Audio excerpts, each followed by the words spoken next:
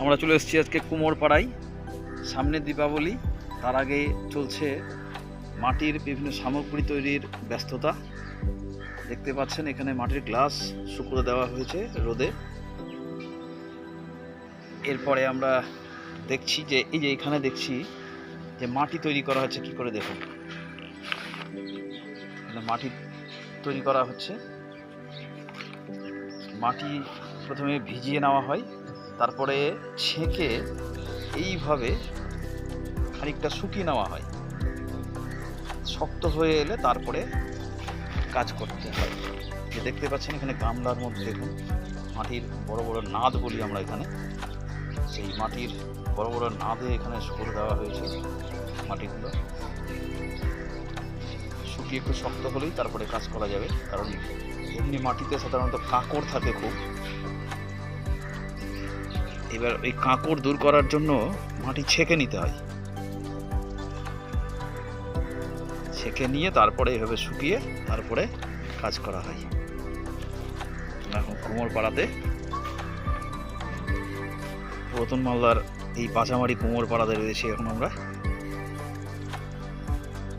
এখানকার বেশিরভাগ মহিলারাই মাটির বিভিন্ন প্রদীপ তৈরি করার কাজে নিযুক্ত।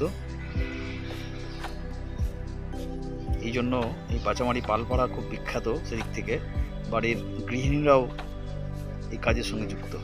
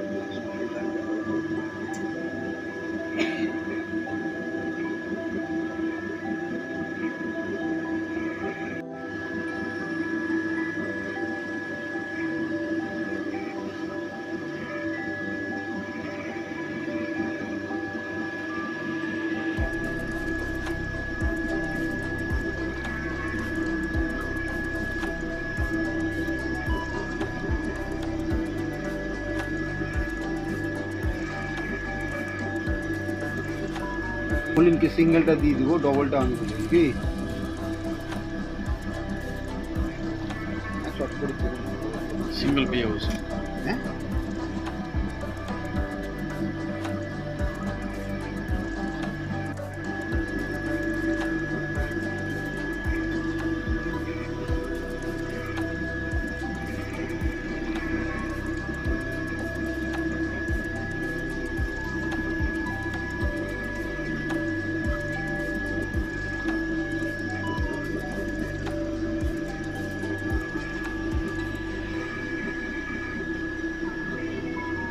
इनके सिंगलটা দিয়ে দিব, ডবলটা আমি দেব কি শর্ট করে দেব। Single pay house. হ্যাঁ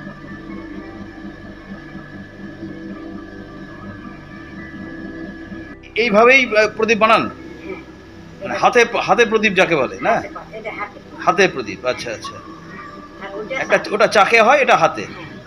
ও তাহলে বিয়ের আগে থেকে আপনি এই কাজ করছেন?